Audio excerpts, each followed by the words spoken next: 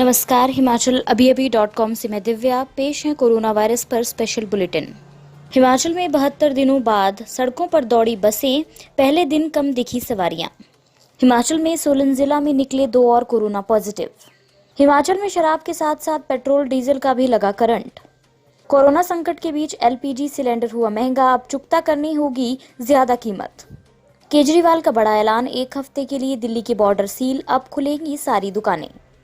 PM Modi बोले, विश्व युद्ध के बाद सबसे बड़ा संकट है कोरोना, हेल्थ वर्कर्स बिना वर्दी वाले सैनिक।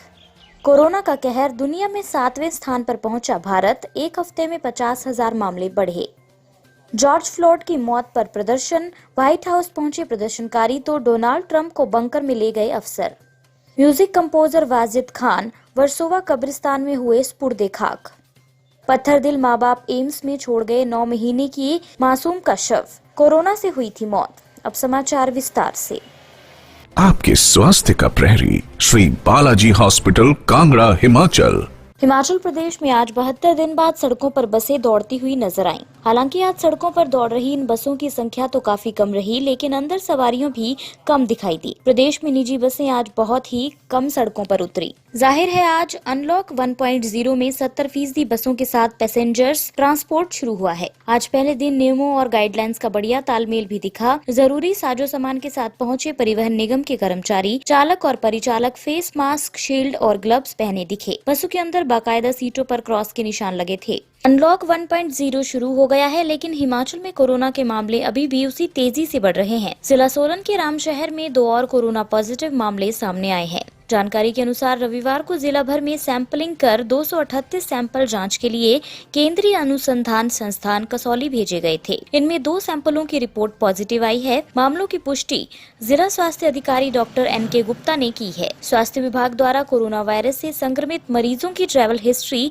व अन्य जानकारी हासिल की जा रही है। आज के ये 2 पॉजिटिव केस सामने आने के बाद सोलन जिला में कोरोना मरीजों का कुल आंकड़ा 32 पहुँच गया है और इनमें से 20 केस एक्टिव हैं, जबकि 12 मरीज ठीक होकर घर भी पहुंच चुके हैं। इसी के साथ हिमाचल में कोरोना के कुल मामले 333 हो गए हैं, जिनमें एक्टिव केस 208 हैं। 120 लोग ठीक हुए हैं, वहीं 5 की मौत हुई है। अनलॉक 1.0 के बीच आज से हिमाचल में शराब के साथ साथ पेट्रोल व डीजल भी महंगा हो गया है। सरकार ने शराब पर लगने वाले विशेष सेस और पेट्रोल डीजल पर बढ़े वैट की अधिसूचना जारी कर दी है। अधिसूचना रविवार रात 12 बजे से लागू हो चुकी है। इसके चलते आज से इनके दाम बढ़ गए हैं। इस बाबत जयराम कैबिनेट की बैठक में निर्णय लिया गया था, उसके अनुरूप ही अधिसूचना जारी हुई है। कैबिनेट ने विभिन्न प्रकार की शराब पर 5, 10 व 25% अतिरिक्त कोविड सेस लगाने की मंजूरी दे रखी है। साथ ही पेट्रोल डीजल पर सीधे तौर पर 1-1 रुपए प्रति लीटर की दर से वैट में बढ़ोतरी को मंजूरी दी गई थी।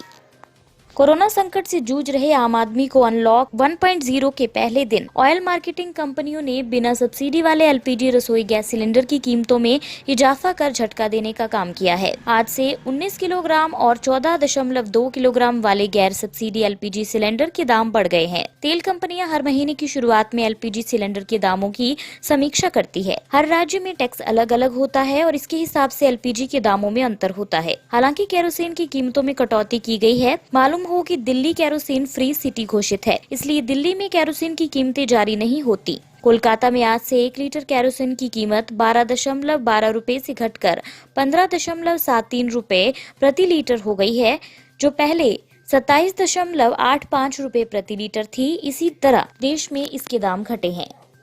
दिल्ली के मुख्यमंत्री अरविंद केजरीवाल ने सोमवार को दिल्ली के सभी बॉर्डर सील करने का फैसला लिया है। अगले 1 हफ्ते तक सभी बॉर्डरों को सील कर दिया जाएगा। उसके बाद लोगों के जो सुझाव आएंगे उसके आधार पर आगे का फैसला लिया जाएगा। दिल्ली के मुख्यमंत्री अरविंद केजरीवाल ने ऐलान किया कि अब दिल्ली में सभी दुकानें खुलेंगी। अब ऑड इवन का नियम लागू नहीं होगा। दिल्ली में अब सैलून भी खुल पाएंगे। अरविंद केजरीवाल ने दिल्ली वालों से बॉर्डर खोलने को लेकर सुझाव मांगे हैं। अगर बॉर्डर खोले गए तो बाहर से लोग इलाज के लिए आएंगे। अन्य समाचार ब्रेक के बाद।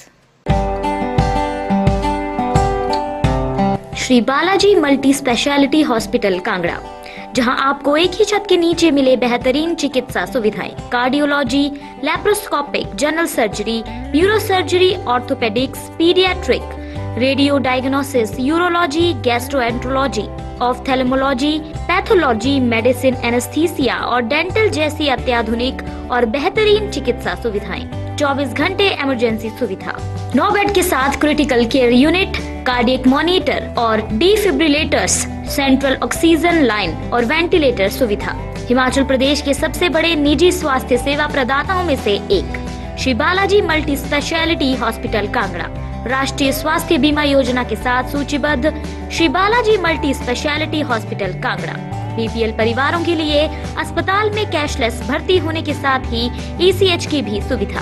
हमारा पता Shri Balaji multi speciality hospital, Balaji Vihar, Ujjain, Kangra. संपर्क करें 9218411108 पर। Shri Balaji multi speciality hospital Kangra.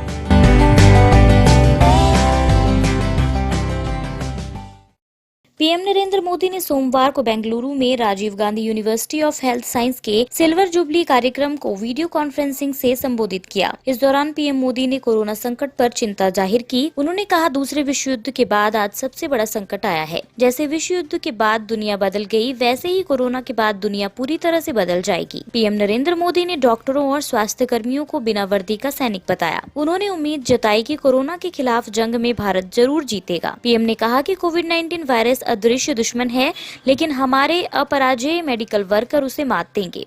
Corona virus भले ही इनविजिबल है, लेकिन कोरोना वॉरियर्स विजिबल हैं। डॉक्टर, स्वास्थ्य कर्मी बिना वर्दी वाले सैनिक हैं, लिहाजा हमें मानवता से जुड़े विकास की ओर देखना होगा। देश में स्वास्थ्य कर्मियों के साथ हो रही हिंसक घटनाएं बर्दाश्त नहीं की जाएंगी। जो भी ऐसा करेगा उसके खिलाफ एक्शन लिया जाएगा। कोरोना संकट के बीच आज से देश में लॉकडाउन के 5वें चरण की शुरुआत हो रही है, जिसे अनलॉक 1.0 का नाम दिया गया है। इसके तहत कई तरह की छूट आज से देश भर में लागू होंगी। लॉकडाउन की सख्ती सिर्फ कोरोना से प्रभावित कंटेनमेंट जोन तक रह जाएगी। इसी बीच भारत एक हफ्ते में दुनिया में कोरोना वायरस के मामले में 7वें स्थान पर पहुंच गया है। इस दौरान देश में कोविड-19 के मामलों में लगभग 50,000 की वृद्धि हुई। देश में कोरोना के मामलों की संख्या अब तक 1.80 लाख का आंकड़ा पार कर चुकी है। देश में कोरोना वायरस के कुल मामलों की संख्या 1,90,000 के पार चली गई है। सोमवार सुबह स्वास्थ्य मंत्रालय द्वारा जारी आंकड़ों के अनुसार अब देश में कोरोना के कुल 1,90,535 केस हैं, जबकि 5,394 लोगों की मौत हो चुकी है। भारत में अब कोरोना वायरस के 93,322 एक्टिव केस हैं।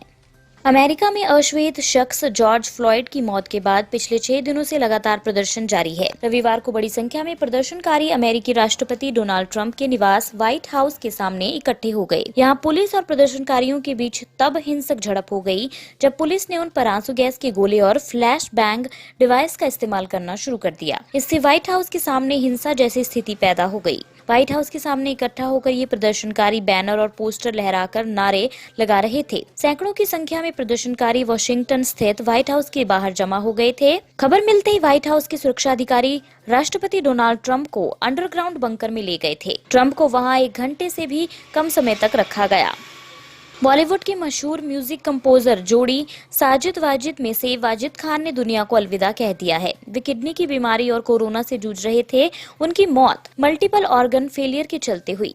वाजिद के जाने के बाद बॉलीवुड में शोक की लहर है। वाजिद खान को आज सुबह वर्सोवा कब्रिस्तान में सुपुर्दे खाक किया गया। वाजिद ने अपने भाई साजिद खान के साथ मिलकर साल 1998 में सलमान खान की फिल्म प्यार किया तो डरना क्या में अपना पहला म्यूजिक बनाया था। वाजिद शुरुआत से ही अपने भाई के साथ जोड़ी के रूप में काम करते रहे, जिसकी वजह से दोनों को साजिद वाजिद के नाम से पहचाना गया।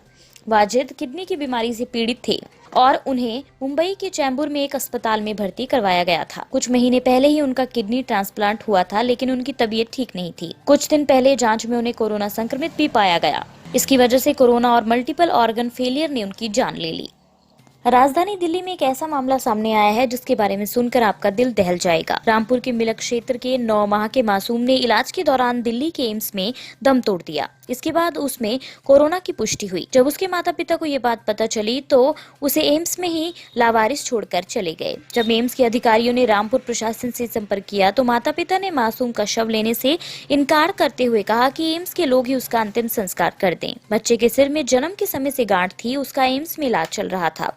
डॉक्टरों ने ऑपरेशन की बात कही थी। लॉकडाउन की वजह से वे रूटीन चेकअप के लिए दिल्ली नहीं जा पा रहे थे। रामपुर के एक नर्सिंग होम में बच्ची को लेकर पहुंचे तो डॉक्टर ने बच्चे को दिल्ली ले जाने को कहा, लिहाजा बच्चे के माता पिता उसे दिल्ली ले गए। ऑपरेशन से पहले जांच में 29 मई को माँ बाप की रिपोर्ट नेगेटिव आई थी। बच्चे के कोरोना संक्रमित होने की जानकारी मिलने पर उसके माँ बाप उसके शव को एम्स में ही छोड़कर चले गए। इसी के साथ ये बुलेटिन यहीं समाप्त होता है। अगला रेडियो बुलेटिन सुनिए शाम 7:30 बजे। तब तक के लिए नमस्कार। आपके स्वास्थ्य का प्रहरी श्री बालाजी हॉस्पिटल, कांगड़ा, हिमाचल।